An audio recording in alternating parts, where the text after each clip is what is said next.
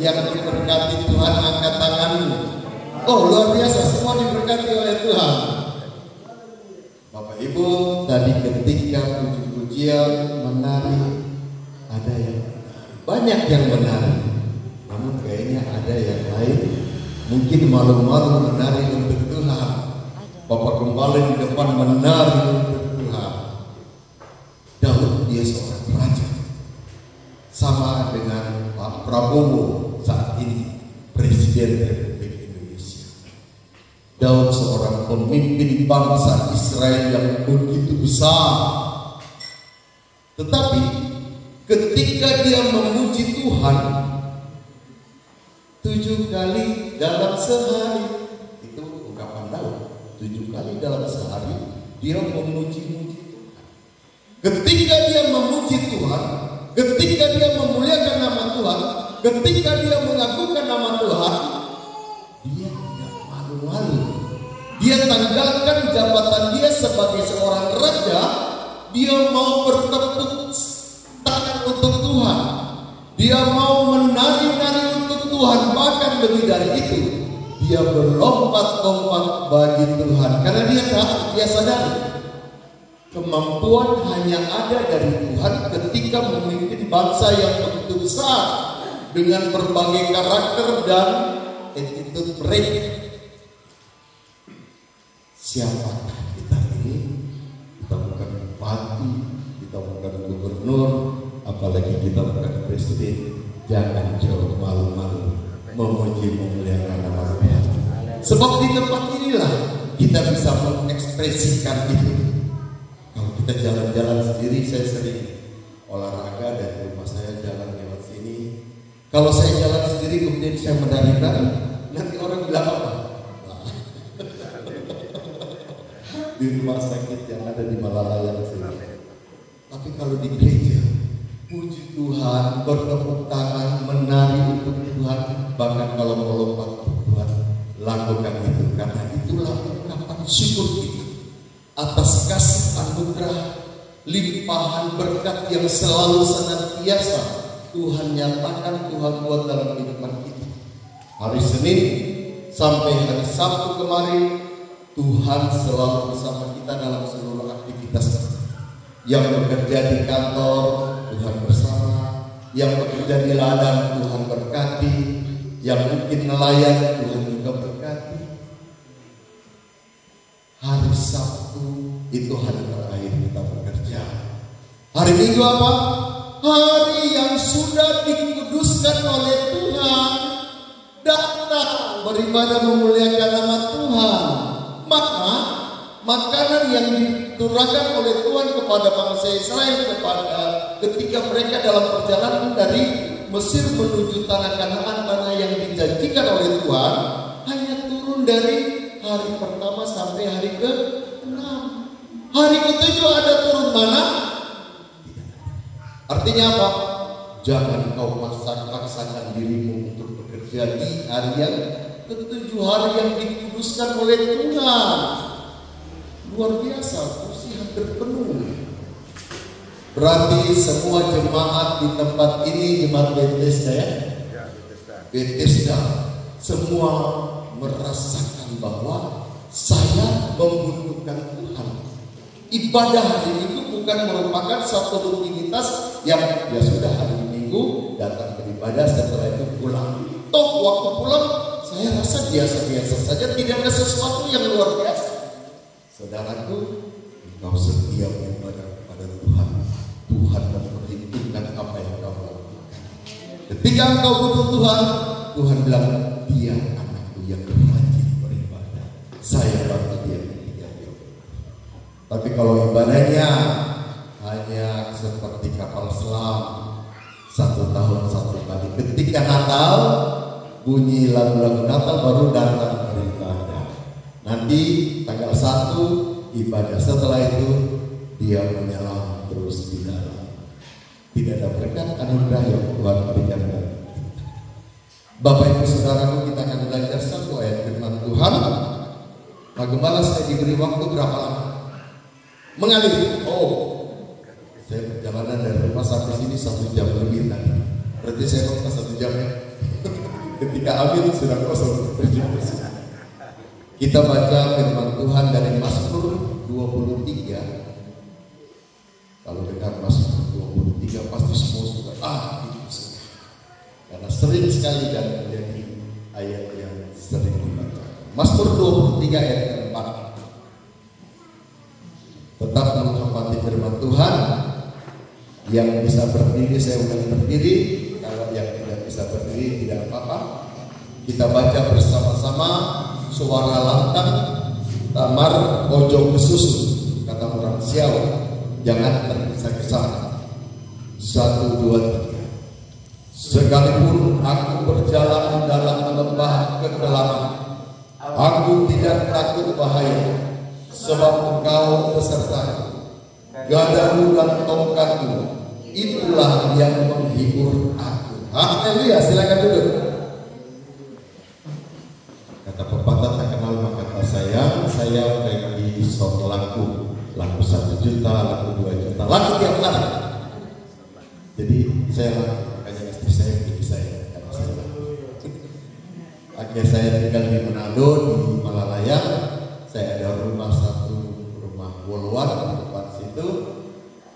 Sering kalau hari Sabtu, Jumat saya dengan istri saya ke sini, selalu olahraga lewat depan sini. Ini istri saya wanita tercantik di dunia. Menurut saya tidak boleh bilang ibu gembala lebih cantik, itu salah. Karena istri saya, makanya saya pilih dia jadi istri saya. Orang Siau, namanya Marisa Kartini Ponto. Jadi ketika ulang tahunnya seluruh Indonesia merayakan karena dia lahir tanggal 21 April. Anak saya yang pertama ini dia tugas di kejaksaan juga di Kejaksaan Negeri Minahasa Utara. Fiona Kristina Lago. Anak yang kedua yang tidak saya ikut karena dia sebagai ketua tim musik di gereja, dia melayani setiap hari minggu di gereja kami GPDI Bukit Sion Air Terang. Mungkin sedikit perkenalan. Bapak Ibu, kita akan belajar 3 hal dari satu ayat yang kita baca tadi. Yang pertama, karena Tuhan besertaku. Yang kedua, maka aku tidak takut bahaya. Dan yang 3 terakhir, sekalipun aku berjalan dalam lembah kegelapan.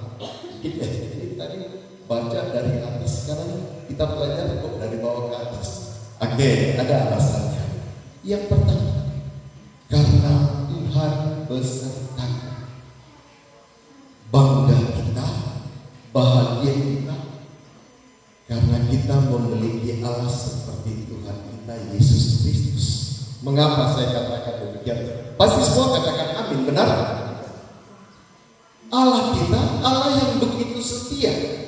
Walaupun kita sering tidak setia, kita melakukan perbuatan yang tidak berkenan kepada Tuhan, tetapi Dia tetap setia menjaga, melindungi, memberkati kita. Dia beserta dengan kita kemanapun kita pergi melangkah. Apapun yang hendak kita kerjakan, apapun rencana kita dalam kehidupan kita, kita mau bekerja ini, kita mau membuat ini, ingat, Tuhan selalu beserta. Maka kehidupan kita akan dipenuhi oleh kedamaian, damai sejahtera, kenyamanan, hati yang penuh dengan sukacita, sebab Allah selalu beserta kita. Maka yang pertama saya katakan, kita pelajari saat ini adalah karena Tuhan besertaku.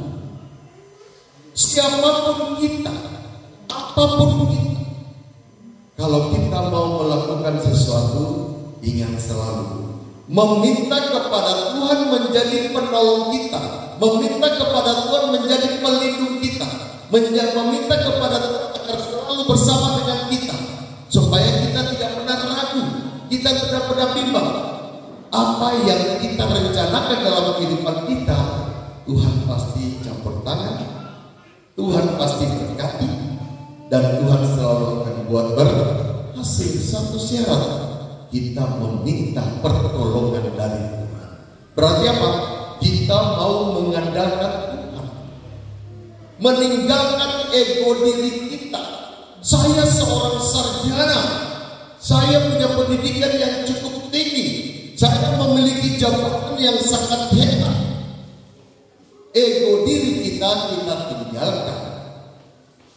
Kenapa? Kita harus mengutamakan Tuhan dalam kehidupan kita. Jangan pernah bilang, saya mampu melakukan apa yang menjadi tugas saya. Saya seorang petani, saya sudah kerjakan ini sejak saya berumur 15 tahun, diajarkan oleh ayah saya.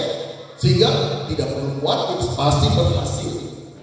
Itu berarti engkau sudah mengandalkan kekuatanmu. Engkau tidak meminta supaya Tuhan bersama dengan engkau. Tuhan beserta dengan engkau. Bapak Ibu Saudaraku yang terkasih, maka kita lanjut pada hal yang kedua.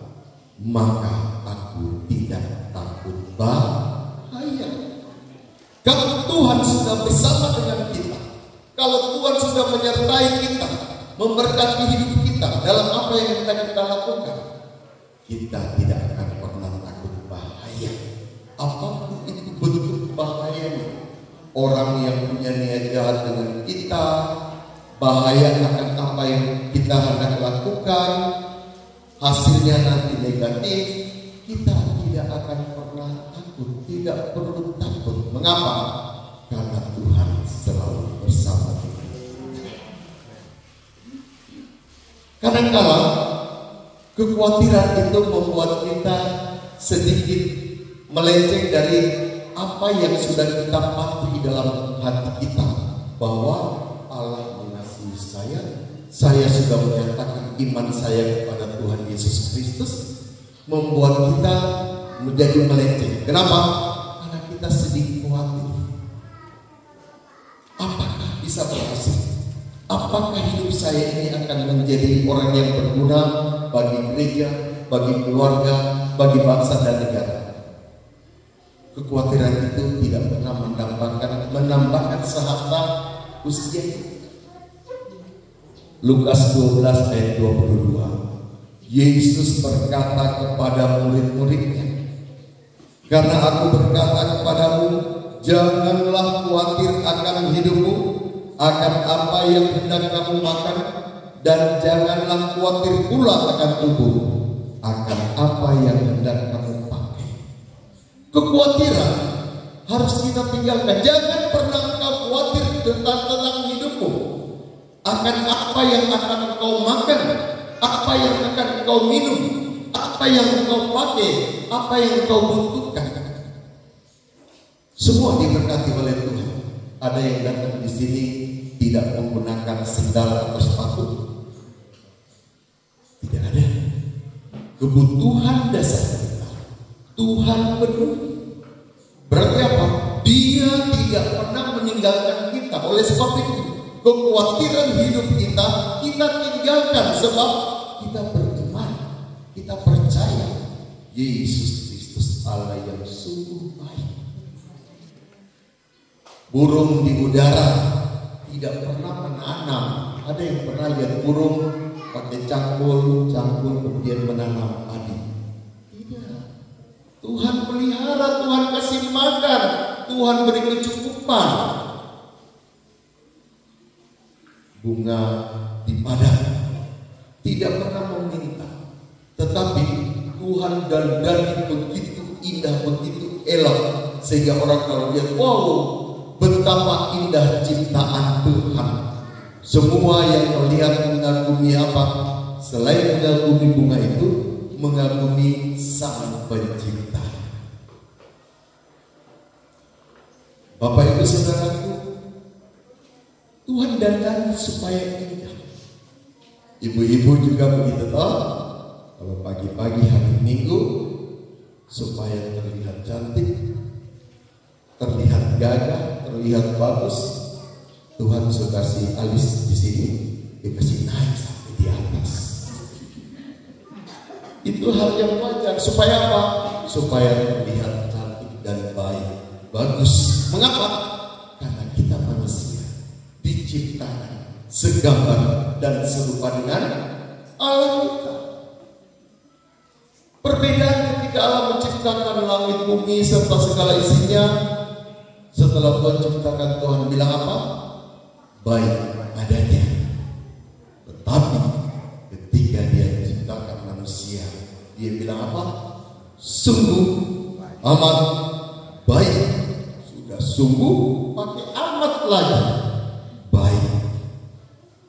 Jadi jangan pernah menyamakan manusia dengan yang kaki empat.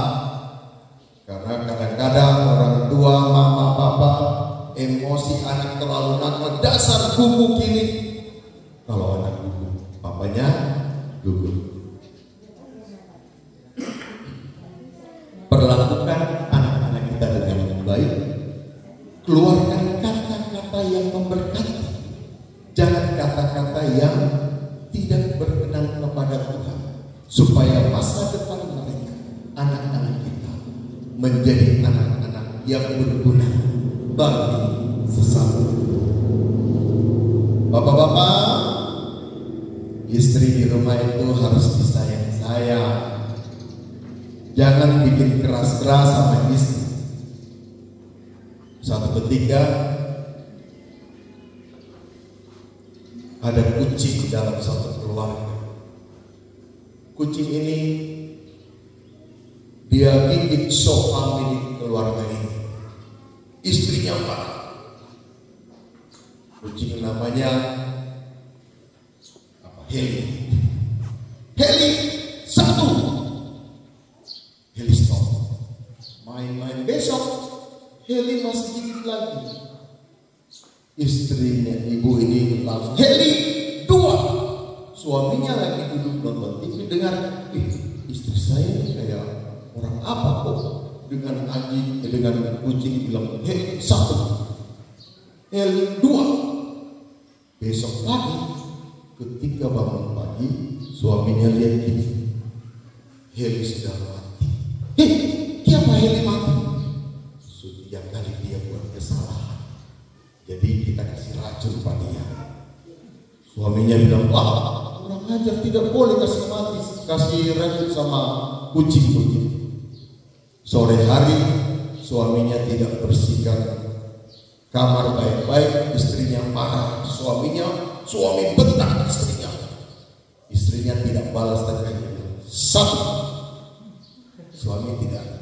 Nah, besok istrinya belum bikin kopi pagi-pagi. Suami marah, mama pagi-pagi belum bikin kopi. Istrinya cuma bilang dua. Dia jadi ingat Heli. Dia tidak berani melakukan hal yang sama ketiga kali. Bapak ibu saudaraku, keluarga kita ciptakan sedemikian rupa supaya bahagia, saling menghormati suami dengan istri, saling menyayangi dengan anak-anak, karena keberhasilan dalam berbagai pelayanan tugas tanggung jawab kita adalah terukur dari berhasilnya keluarga kita menciptakan nilai-nilai yang bahagia. Amin. Amin. Yang ketiga, yang terakhir, sekalipun aku berjalan dalam lembah kegelapan. Menurut Kamus Besar Bahasa Indonesia, kegelapan itu berarti gelap, suram, dan muram. Gelap. Kalau gelap berarti kita tidak bisa melihat apapun. Kalau bilang gelap jangan lihat saya baik-baik ya. Karena saya gelap jadi. Gelap kita tidak bisa melihat apapun. Kita tidak bisa melakukan apa. Kita tidak bisa berjalan. Kita tidak bisa kemana. Itu membatasi kita dalam melakukan aktivitas kita. Lembah kegelapan gelap.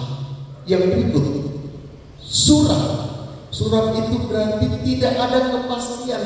Semuanya abu-abu. Dan yang terakhir, muram. Kalau mukanya muram, itu berarti melambangkan hatinya yang tidak bahagia. Benar.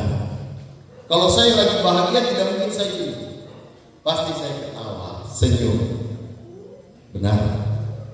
Banyak senyum. Kalau ada punya masalah yang begitu berat, pasti mukanya Oleh sebab itu, ketika ada kegelapan, suram, muram, jangan pernah engkau takut, jangan pernah engkau khawatir, karena tadi yang pertama Allah beserta kita.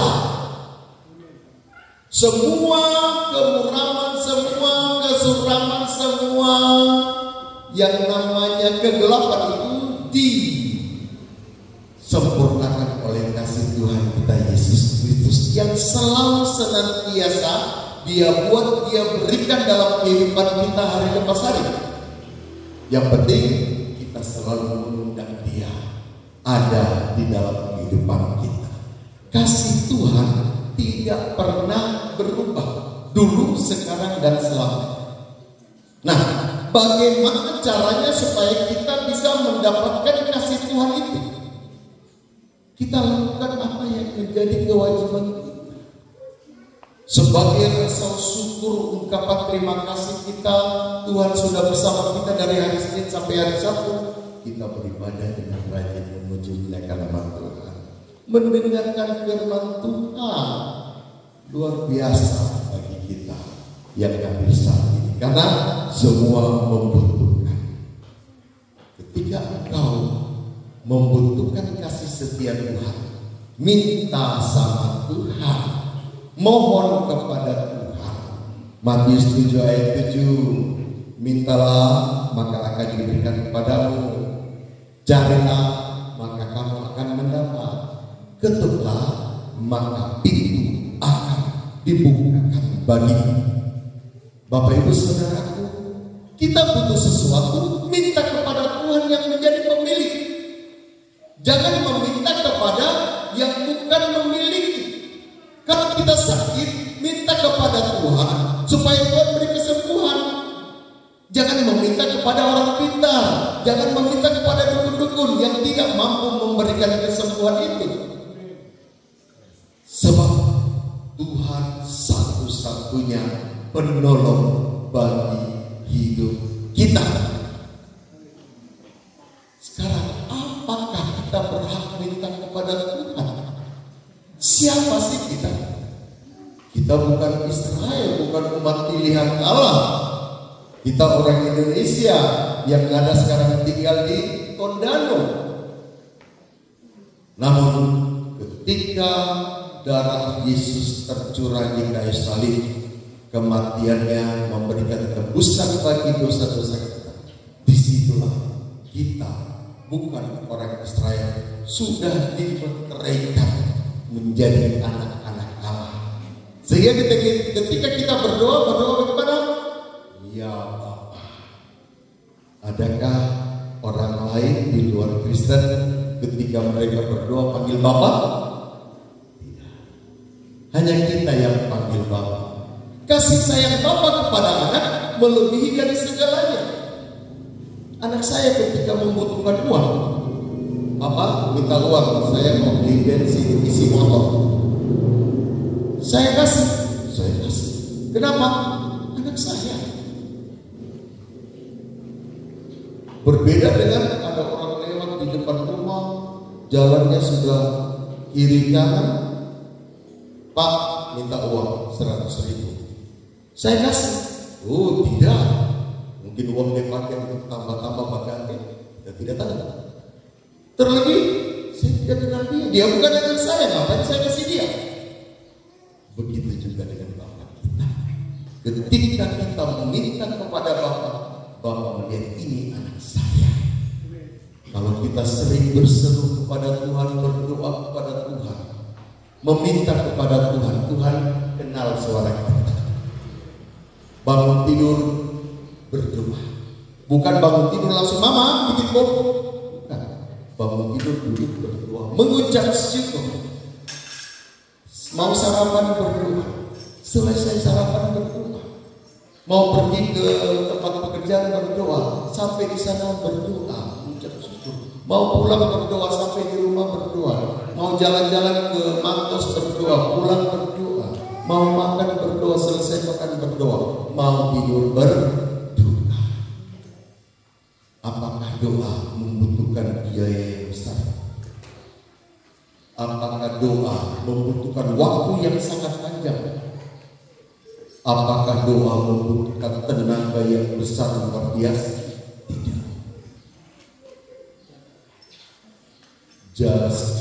Jarak Tuhan dengan kita hanya sejauh doa. Kalau saya ingin ketemu Pak Gembala, saya dari Manado harus datang ke sini baru ketemu Pak Gembala. Karena jarak memisahkan. Tapi kalau saya mau ketemu dengan Tuhan, tidak perlu saya naik ke surga. Ada yang mau masuk surga hari ini? Saya mau ketemu dengan Tuhan cukup dulu di dalam rumah, di tempat saya bekerja, berdoa. Kita sudah jumpa dengan Tuhan, menikmati hadirat. Kita minta kepada Tuhan karena kita berhak, sebab kita adalah anak-anak Tuhan. Kita minta kepada Tuhan sebab kita percaya, kita yakin bahwa apa yang kita minta, yang merupakan kebutuhan hidup kita, bukan keinginan, tapi kebutuhan hidup kita, Tuhan akan jawab, Tuhan akan berikan. Ibrani 11 ayat 1, iman adalah dasar dari segala sesuatu yang kita harapkan dan bukti dari segala sesuatu yang tidak kita harapkan. Kita tidak pernah berjumpa dengan Yesus secara fisik, tapi kita beriman kita jumpa dengan Yesus setiap saat. Itulah iman kita. Makanya kita minta kepada Tuhan. Bapak Ibu Saudara, ketika kita sudah kita butuh sesuatu, kemudian kita minta kepada Tuhan. Tuhan kabulkan, Tuhan berikan, Tuhan anugerahkan apa yang kita minta. Jadilah orang yang tahu diri, seperti orang Samaria dari 10 orang kusta yang ketika mereka minta kesembuhan dari Tuhan, Tuhan sembuhkan mereka. Ketika dalam perjalanan mau memperlihatkan diri mereka kepada imam-imam, 9 orang, wah, kita sudah sembuh. Mereka terus berjalan. Hanya 1 orang yang tahu diri. Siapa? Orang Samaria. Padahal saat itu orang Samaria dengan Yahudi hubungannya tidak baik-baik saja. Sampai Yesus bilang, mana 9 orang yang lain, bukankah mereka sembuh semuanya? Kenapa orang asing ini saja yang datang berterima kasih kepada saya? Berterima kasih atas semua yang Tuhan buat dalam kehidupan kita. Kalau lagi dalam pergumulan, kemudian berdoa minta kepada Tuhan, ada KKR di Manado, pergi. Tapi setelah bekerja, ada KKR di lapangan God Bless Tondano, ada hujan sedikit. Aduh, kita jangan bikin hujan. Bersyukur, berterima kasih kepada Tuhan. Kalau engkau sudah diberkati dalam hidupmu, tahu diri untuk mengembalikan apa yang menjadi miliknya Tuhan. Apa itu? Persepuluhan. Saya percaya jemaat yang ada di sini selalu rajin memberikan persepuluhan. Maleakhi 3 ayat 10, bawalah persembahan persepuluhan ke dalam rumah perbendaharaan supaya ada persediaan dalam rumah. Firman Tuhan bilang apa?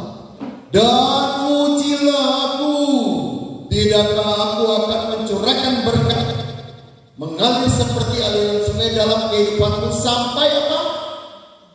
Pas-pasan? Cukup-cukup saja? Biasa-biasa saja? Tidak. Sampai berkelimpahan. Ketika engkau menjadi orang yang tahu diri, gajimu 10 juta, 1 juta itu milik Tuhan, 9 juta itu milikmu. Jangan pernah engkau merampok, jangan pernah engkau mencuri, jangan pernah engkau merampas bagiannya Tuhan. Itu milik Tuhan. Karena Maleakhi 3 ayat 11 ada di sana yang namanya apa? Belalak-belahap. Kalau engkau sudah diberkati oleh Tuhan, berdoa minta kepada Tuhan, sudah terima tapi engkau tidak membayar apa yang menjadi milik Tuhan, belalang-belalang akan menjadi bagian dalam kehidupan. Tidak bahagia, musibah, malapetaka, kehancuran dalam kehidupan akan engkau alami ketika engkau tidak mengembalikan milik Tuhan. Pak Gembala tidak pernah meminta saya untuk menyampaikan ini. Dimanapun saya berkhotbah, saya selalu mengingatkan supaya jemaat selalu ingat. Jangan sampai ada yang lupa atau mungkin pura-pura lupa. Kalau pura-pura lupa, nanti Tuhan juga pura-pura lupa untuk memberikan nafasnya bagi kita. Bangun pagi, saya masih bernafas. Kalau kita lupa membayar apa yang menjadi milik Tuhan, Tuhan bilang, karena dia tidak setia, saya juga lupa, saya pura-pura lupa untuk memberikan nafasku kepadanya. 10 menit saja, maka kita berada di dunia yang lain. Kalau engkau ingin diberkati dan melangsungkan hidupmu dalam kasih anugerah Tuhan, hidup kita ingin bahagia, kita ingin nyaman, kita ingin damai, kita ingin selalu bersama dengan Tuhan. Gantungkan hidupmu kepada Tuhan, serahkan seluruh pergumulanmu kepada Tuhan, maka Ia setia akan menjawab, menyertai, memberkati, melindungi kemanapun kita pergi dan apapun yang kita kerjakan. Kita akan menjadi lebih dari pemenang sebab Allah bersama kita. Saya minta pemain musik, kita akan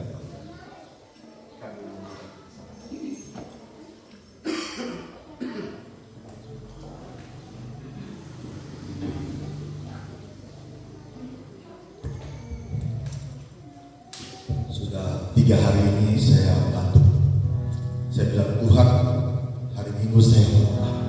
Tadi malam istri saya sampai taruh minyak kayu putih. Tadi saya coba-coba, apakah saya khotbah ketika saya berteriak suara lantang, apakah bisa atau tidak. Sampai tadi malam tadi menuju dari Manado ke sini, istri saya bilang, Papa, khotbah jangan suara lantang, nanti Pak. Ternyata semuanya jalan sampai selesai oleh anugerah. Kami memuji kebesaran. Amin.